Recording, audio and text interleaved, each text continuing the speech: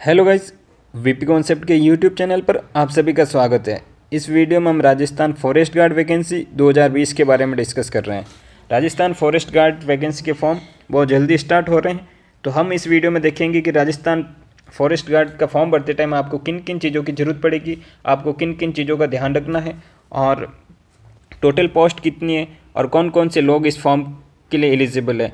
हम इन सारी चीज़ों की इस वीडियो में डिस्कस करेंगे, तो आप इस वीडियो को पूरा देखिए और इस चैनल पर नए हैं तो इस चैनल को सब्सक्राइब कीजिए और बेल आइकन का प्रेस कर लीजिए। तो चलिए वीडियो शुरू करते हैं। सबसे पहले बात करते हैं अपन, ये दो पोस्ट आ रखी है, वन रक्षक और वनपाल। ये दोनों ही अलग अलग पोस्ट हैं। और वन रक्षक पोस्ट के बारे में बात करें तो नॉन टीएसपी एरिया के लिए 1041 पोस्ट आ रखी है और टीएसपी एरिया के लिए 155 पोस्ट है। अब बात करते हैं वनपाल के लिए, तो वनपाल वैकेंसी की 87 पोस्ट आ रखी है और 14 पोस्ट टीएसपी एरिया के लिए आ रखी है।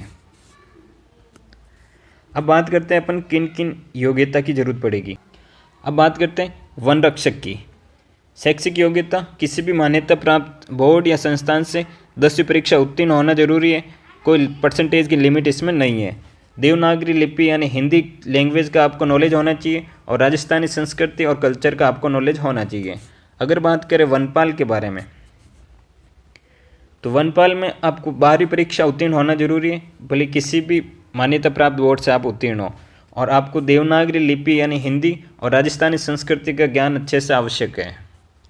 अब बात कर लेते हैं अपन योग्यता के बारे में, जिसमें फिजिकल एलिजिबिलिटी क्या रहेगी।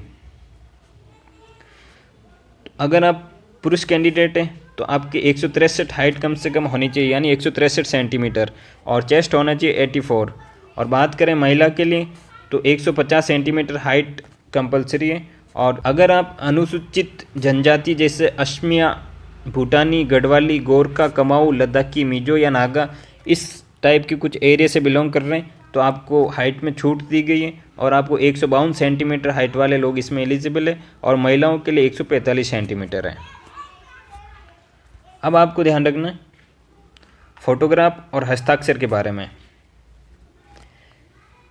ये फॉर्म भरते टाइम सबसे महत्वपूर्ण ध्यान रखने वाली चीज़ है कि आपको फ़ोटोग्राफ और हस्ताक्षर के लिए आपको कोई भी फ़ोटो फ़ोन से नहीं क्लिक करनी है, क्योंकि फ़ोन से जो भी फ़ोटो होगी वो एक्सेप्ट नहीं की जाएगी।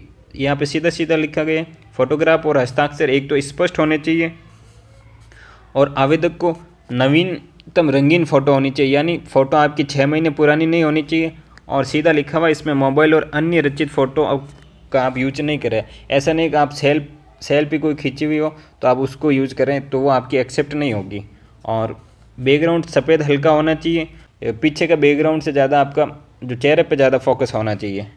फ़ोटो में आवेदक का चेहरा किसी भी कपड़े या बालों से ढका हुआ नहीं होना चाहिए और सिर, आँख, नाक और ठोड़ी स्पष्ट रूप से दिखाई देनी चाहिए।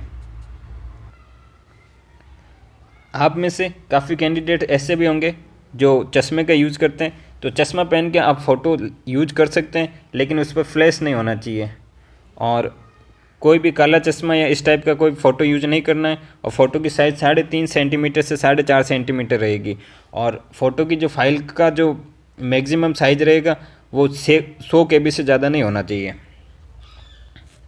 और आपको ऐसे फ़ोटो यूज करनी है जो आपके पास कम से कम 3-4 अवेलेबल हो, क्योंकि जब भी आपका सिलेक्शन होगा तो सिलेक्शन होने तक, आपका डॉक्यूमेंट वेरिफिकेशन होने तक आपको उन फ़ोटो की ज़रूरत पड़ेगी। तो आप वैसी फ़ोटो यूज करो कि आपके पास वो 3-4 फ़ोटो अवेलेबल हो, ताकि आपको आगे कोई आने वाले टाइम में आपको कोई भी टाइप की परेशानी का सामना नहीं करना पड़ेगा। अब बात कर लेते हैं अपन सिग्नेचर अपलोड कैसे करना है।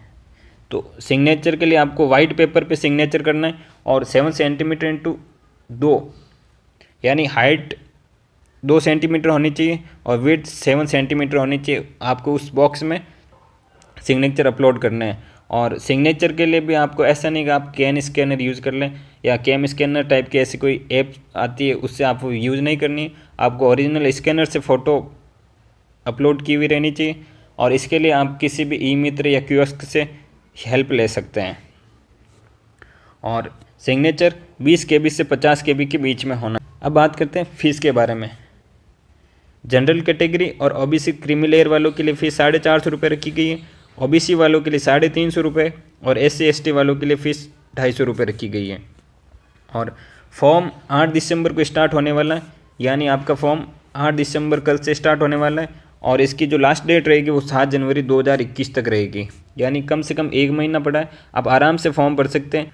फॉर्म भरते टाइम आपको किसी प्रकार की कोई जल्दबाजी नहीं करनी है। जो 10th मार्कशीट पर आपके नाम, डेट ऑफ बर्थ जो है वो का वही आप फॉर्म भरते टाइम फिलअप करें, ताकि कोई भी आपको वापस करेक्शन या उन चीज़ की किसी टाइप की ज़रूरत नहीं पड़ेगी। और फिर भी अगर आपको किसी भी टाइप की कोई परेशानी होती है फॉर्म भरते टाइम, तो आप कमेंट बॉक्स के अंदर कमेंट करके हमसे पूछ सकते हैं और हमारे टेलीग्राम चैनल भी ज्वाइन कर सकते हैं, जो वीडियो के डिस्क्रिप्शन में आपको लिंक के रूप में प्रोवाइड करा दिया जाएगा। तो थैंक यू। जय हिंद।